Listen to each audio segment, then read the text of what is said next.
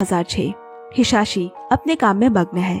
तभी उसके दोस्त ने आकर कहा, आज शाम बाहर खाने का मन बनाया है और तुम्हें भी साथ आना है। हिसाशी ने पूछा, कौन कौन आ रहा है? दोस्त बोला, मेरी प्रेमिका है और उसके कुछ साथी। उसने भी हाँ कह दिया और तभी उसके पेट में दर्द होने लगा और वो बाथरूम की तरफ चला गया। अब शाम में सब एक साथ बैठे हंसी मजाक खाना खा रहे हैं, मगर हिशाशी बहुत चुप चुप सा है। उसके दोस्त ने सबसे मजाकिया तौर पे कहा, हिशाशी बहुत शांत इंसान है और बहुत कामकाजी भी। उसने एक हल्की सी मुस्कुराहट के साथ सबको देखा और फिर चम्मच से अपने खाने को टटोलने लगा। वहीं बैठे माई भी सब देख रही है। उसे हिशाशी का ऐसा व्यवहार बिल्कुल पसंद नहीं आया। अब रेस्टोरेंट से बाहर निकलते ही सबने डिस्को जाने का प्लान बनाया, पर हिशाशी उन्हें मनाकर अकेले ही घर की ओर जाने लगा। तभी पीछे से माई उसके पास आई और कहने लगी, तुम बहुत ही बदतमीज हो। जब यहाँ नहीं आना चाहते थे तो आए क्यों? और अगर आ भी गए तो कम से कम सबसे हंसकर मिलना चाहिए। तुम्हें लोगों से मिलने की तमीज नहीं है। हिशाशी ने हैरानी से माई को देखा और फिर बोला, असल में मेरे पेट में बहुत दर्द है, जिस वजह से मुझे काफी दिक्कत हो रही है। माई ये सुन उससे तुरंत माफी मांगने लगी और जल्दी से भागकर उसके लिए एक हॉट पैड ले आई। इससे तुम्हें आराम मिलेगा। माई का यह व्यवहार हिशाशी को बहुत पसंद आया। उसने एक मुस्कुराहट के साथ उसका शुक्रिया अदा किया। ये उनकी पहली मुलाकात थी, जो कि एक प्यारी सी नोकझोंक से शुरू हुई। अब अगले दिन माई उसका हालचाल लेने उसके वर्कशॉप पर आई और फिर वहाँ से दोनों घूमने निकल गए। धीरे धीरे दोनों का मिलना जुलना होने लगा। साथ खाना खाते, अलग अलग जगहों पर जाते, अच्छा वक्त गुजार रहे हैं दोनों साथ में। माई एक रेस्टोरेंट में काम करती है। जब जब हिशाशी उसे मिलने आता, वो उसे चोरी छुपे अच्छा अच्छा खाना खिलाती और उसके पैसे भी नहीं लेती। माई बहुत ही चुलबुली नटखट सी लड़की है, जो खुलकर अपनी जिंदगी जीना पसंद करती है। वही हिशाशी उतना ही गंभीर और शांत लड़का है और दोनों का एक दूसरे से अलग होना ही दोनों को एक दूसरे के करीब ले आया। दोनों एक दूसरे को पसंद करने लगे और उनमें प्यार बढ़ता चला गया। एक दिन माई हिशाशी को अपने माँ बाबा से मिलवाने घर लाई। वहाँ उसने माई की बचपन की कुछ तस्वीरें देखी। सबने एक अच्छा समय गुजारा। हिशाशी माँ बाबा को पसंद आ गया। उसी साल 25 दिसंबर की शाम दोनों के बीच पहली किस हुई। दिन गुजरे और नया साल भी आ गया। हिशाशी माई को एक बहुत ही खूबसूरत जगह पर लाया है। बातों बातों में उसने माई से उसकी पुरानी अंगूठी मांगी। माई ने कहा, इस अंगूठी का तुम क्या करोगे? वो बोला, हाँ मुझे देखनी है।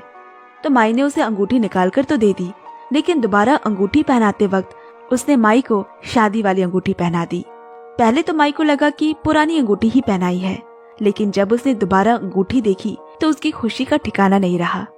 हिशाशी बोला, अब वक्त हो गया है कि हम हमेशा के लिए एक हो जाए और शादी के बंधन में बन जाए। क्या तुम मुझसे शादी करोगी माई? माई की आंखों में खुशी के आंसू है। उसने बड़े ही प्यार से हाँ कहा। अब वहाँ से माई हिशाशी को लेकर एक मैरिज हॉल के पास आई, जहाँ उस वक्त एक शादी हो रही है। माई बोली, ये जगह मुझे बहुत प्यारी लगती है। मैं जब भी यहाँ किसी की शादी देखती हूँ तो मुझे बहुत अच्छा लगता है। काश मेरी भी शादी ऐसी ही होती। वहीं हिशाशी को एक महिला दिखी, जो शायद वहाँ होने वाले शादियों की बुकिंग्स लेती है। वो फौरन माई को लेकर उस महिला से मिला और बोला, मुझे शादी की तारीख बुक करवानी है। क्या 17 मार्च को मैं बुक करवा सकता हूँ? महिला डेट चेक करने अंदर चली गई।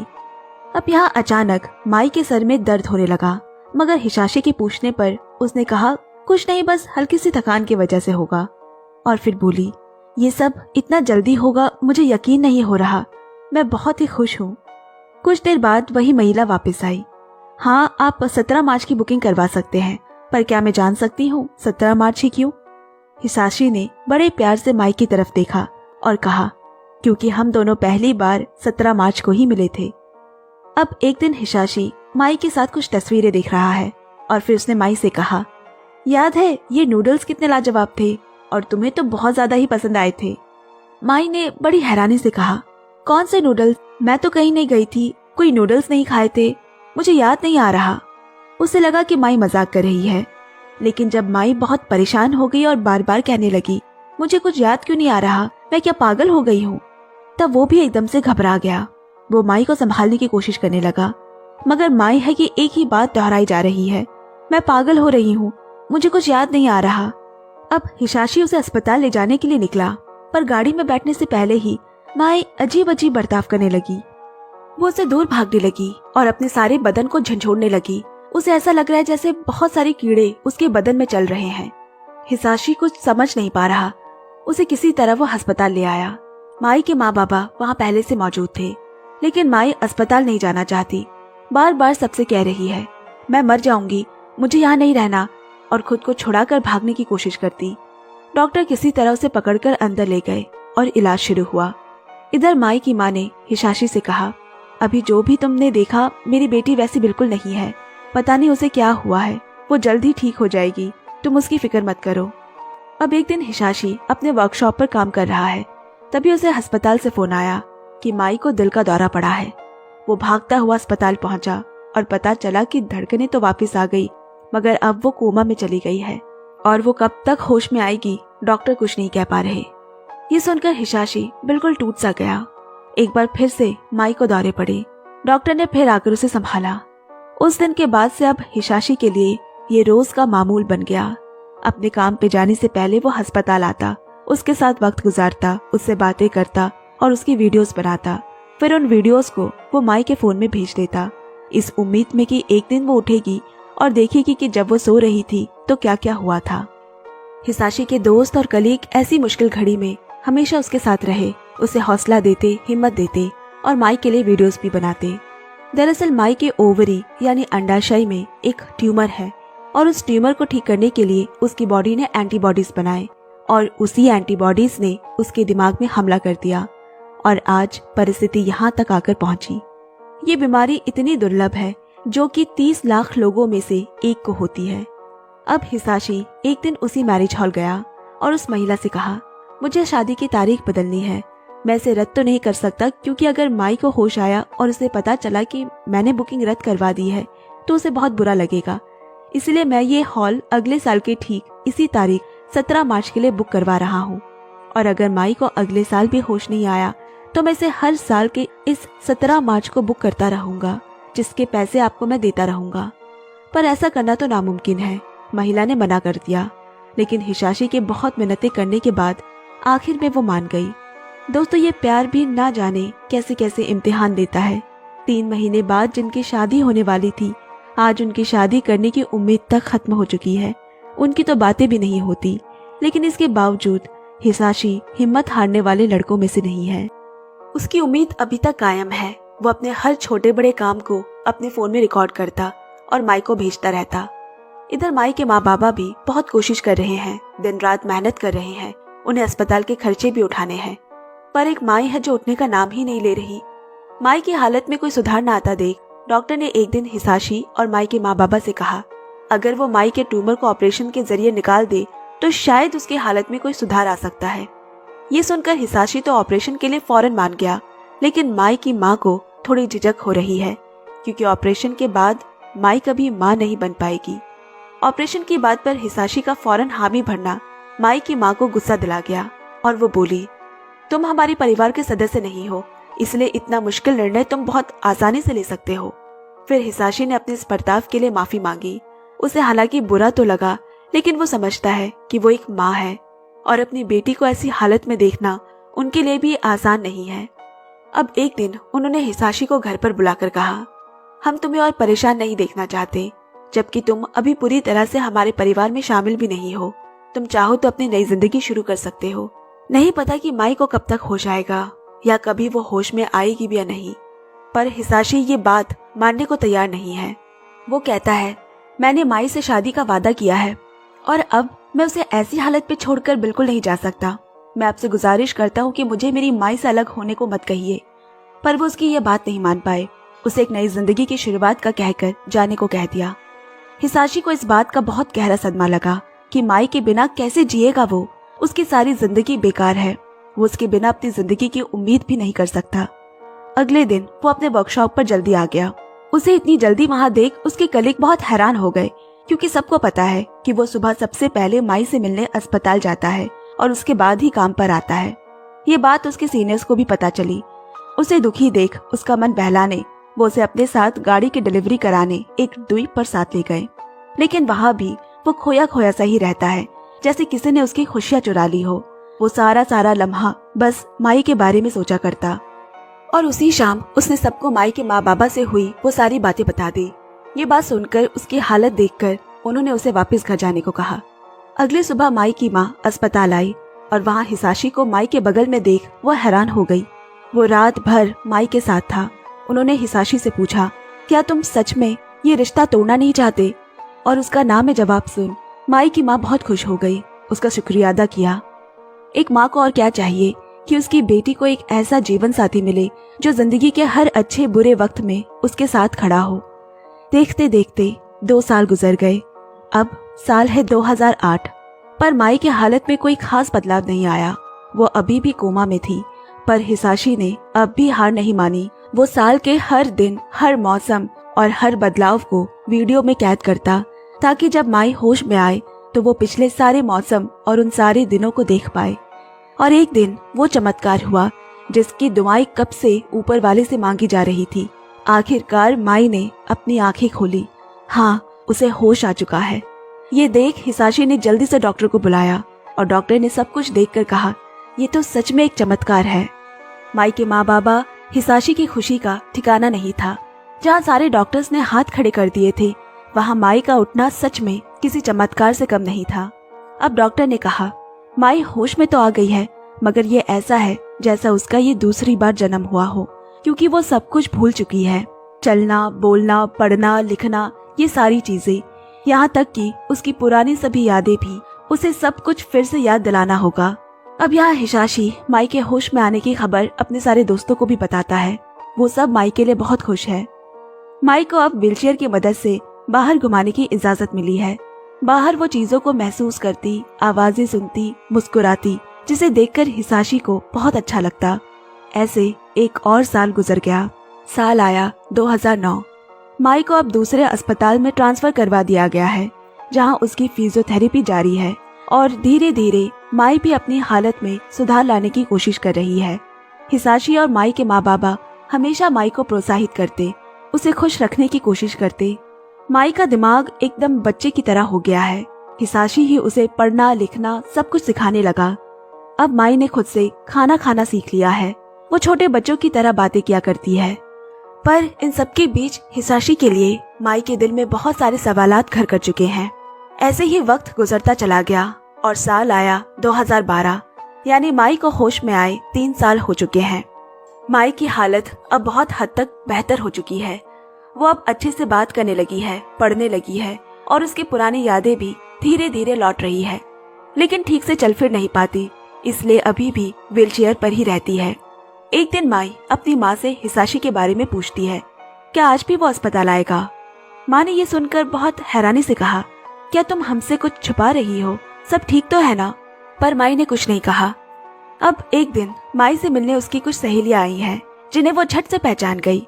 बातों बातों में उन्होंने माई से हिसाशी के बारे में पूछा, पर माई बस खामोश रही।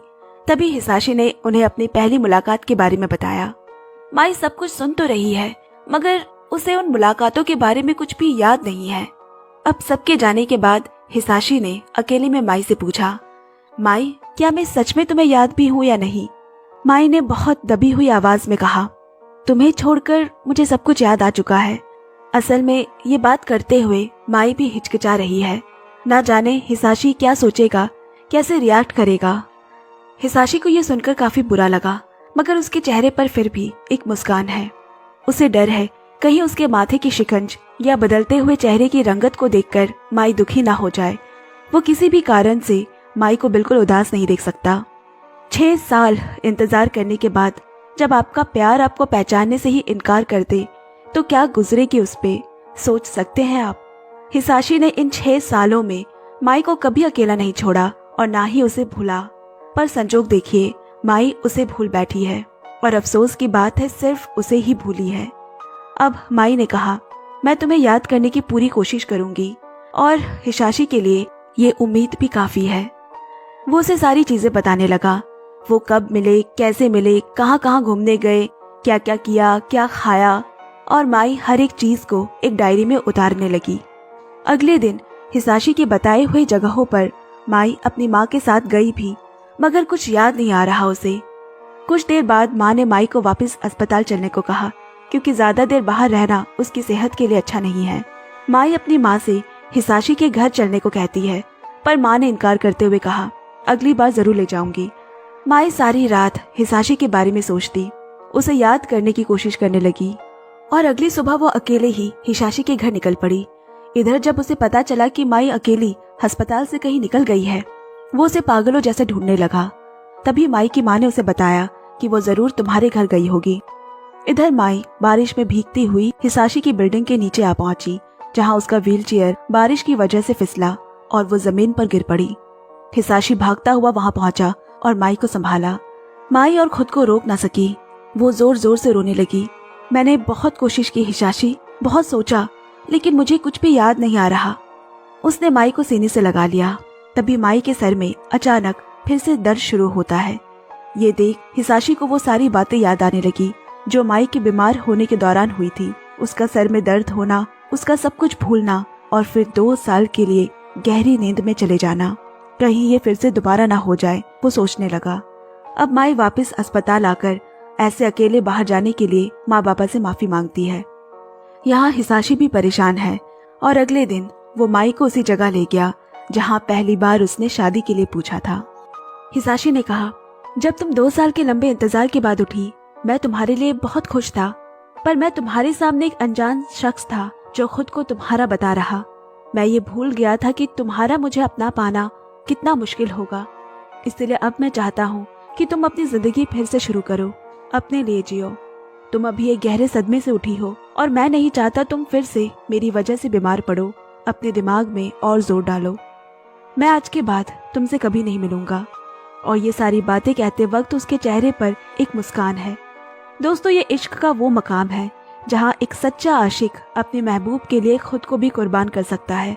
और हिसाशी ने आज माई की जिंदगी के खातिर अपने प्यार को कुर्बान कर दिया। उसके चेहरे की हंसी सिर्फ माई को दिखाने के लिए थी, पर असल में उसका दिल अंदर से चीर गया था। उसे अस्पताल छोड़ वहां से तो वो चला गया, मगर अगले ही पल उसके सब्र का बांध टूट पड़ा। उस रात माई को याद कर वो खूब रोया। अब वो शहर छोड़ उसी द्वीप पर जा बसा जहाँ एक बार वो पहले भी आ चुका है, ताकि वो माई की नजरों से दूर जा सके। यहाँ माई भी अब अपने घर आ चुकी है। उसे उसका फोन मिला, पर उसे पासवर्ड नहीं याद, जिससे उसमें आए हुए मैसेजेस वो देख नहीं पाती। और 2 साल मानो यूं देखते देखते गुजर गए। साल आ गया 2014। माई की फिजियोथेरेपी अभी भी जारी है। वो अब पहले से बेहतर कर रही है। उसने धीरे धीरे चलना भी सीख लिया है। दूसरी तरफ हिसाशी हमेशा माई की यादों से घिरा रहता। एक दिन डॉक्टर ने माई और उसकी माँ से कहा, माई अब बहुत जल्द पहले जैसे हो जाएगी, क्योंकि उसकी रिकवरी बहुत अच्छे से हो रही है और अब वो शादी कर अपना घर बसा सकती है, क्योंकि माई की माँ ने उसकी ओवरी को ऑपरेशन के वक्त प्रिजर्व करके रखवा दिया था। ये सुनकर माई अपनी माँ को खुशी और हैरत भरी नजरों से देखती है कि उसकी माँ ने उसके लिए इतना सब सोचा। अब एक दिन माई अपने माँ के साथ शॉपिंग पर गई है। उसकी नजर उसी मैरिज हॉल पर पड़ी जहाँ उसने हिसाशी के साथ शादी करने की बात की थी। माई को देखते ही वो महिला उसे पहचान गई और उसे अंदर ले आई। हालांकि माई ने उसे नहीं पहचाना। उस महिला ने माई को बताया, हिसाशी हर साल यहाँ आता है और शादी की 17 मार्च की तारीख बुक करवाता है, बस इस उम्मीद में कि एक दिन वो माई से शादी करेगा और अपना वादा पूरा करेगा। और आज भी उनकी वो डेट बुक्ड है। अब माई ने जल्दी से अपना फोन निकाला और पासवर्ड डाला 1703। ये तारीख डालते ही उसका फोन का लॉक खुल गया। जहाँ हिसाशी की सैकड़ों मैसेजेस से फोन भरे पड़े हैं, वो सारे वही वीडियोस थे जो हिसाशी ने बनाए थे और माई को भेजा करता था। माई अब उसी द्वीप पर जा रही है जहाँ आजकल हिसाशी रहता है। रास्ते भर वो वही सारी वीडियोस और तस्वीरें देख रही है। उसके कोमा में जाने के बाद से लेकर वो सारी छोटी बड़ी चीजें जो हिसाशी अपने माई के लिए रिकॉर्ड करता था, उसकी पसंदीदा जगह, उसका पसंदीदा खाना और वो जगह जहाँ दोनों ने शादी के लिए हामी भरी थी। माई सोचती है, हिसाशी ने उसे इन सालों में कितना ज्यादा याद किया है। उसकी ऐसी बुरी हालत में भी उसके साथ खड़ा रहा और उसके लिए कितना कुछ कुर्बान कर डाला। यही सारी चीजें देखते देखते वो वहां आ पहुंची। हिसाशी की नजर जब उस पर पड़ी तो वो उसे देखता ही रह गया। माई खुद उसकी तरफ अपने व्हीलचेयर की मदद से बढ़ने लगी और शुक्रिया अदा किया, मेरा इंतजार करने के लिए, हमेशा मेरे साथ खड़े रहने के लिए, मुझ पर भरोसा रखने के लिए और कभी हार ना मानने के लिए। हालांकि हिसाशी को लेकर उसकी यादें अभी भी वापस नहीं आई है, पर अब माई को कोई फर्क नहीं पड़ता क्योंकि उसे हिसाशी से दोबारा प्यार हो गया है और हिसाशी तो उससे हमेशा से ही प्यार करता ही था।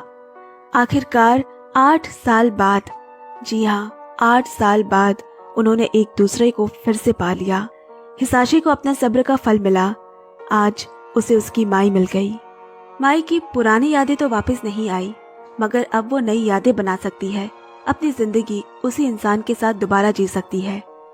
आज शादी के जोड़े में दोनों बहुत सुंदर लग रहे हैं। सभी बहुत खुश है और हो भी क्यों ना, जिसका उन्हें 8 सालों से इंतजार था, आज जाकर वो घड़ी आई है। माई के माँ बाबा भी आज बहुत खुश हैं कि उनकी बेटी को ऐसा लड़का मिला जो उसके साथ हर मुश्किल से मुश्किल हालात में खड़ा रहा और आगे भी रहेगा। माई खुद से चलकर हिसाशी के पास आ रही है। वो थोड़ा लड़खड़ाई ही थी कि हिसाशी ने उसे थाम लिया जिंदगी भर के लिए। दोस्तों, वैसे तो ये कहानी हमें बहुत कुछ सिखाती है, लेकिन सबसे पहले ये हमें प्यार का असल मतलब सिखाती है कि सिर्फ अच्छे हालातों में ही साथ रहना प्यार नहीं होता, बल्कि जब हालात काफी बुरे हो और आसपास कोई ना हो, तब आपका प्यार के लिए खड़ा होना बहुत मायने रखता है। प्यार सिर्फ पा लेने का नाम नहीं है, कभी कभी प्यार को खोकर भी पाया जा सकता है। और जिंदगी के सफर में जब भी एक के कदम लड़खड़ाए तो दूसरा उसे हमेशा संभालने के लिए तैयार रहना चाहिए। तो इसी के साथ मैं ये खूबसूरत प्रेम कहानी यही समाप्त करती हूँ।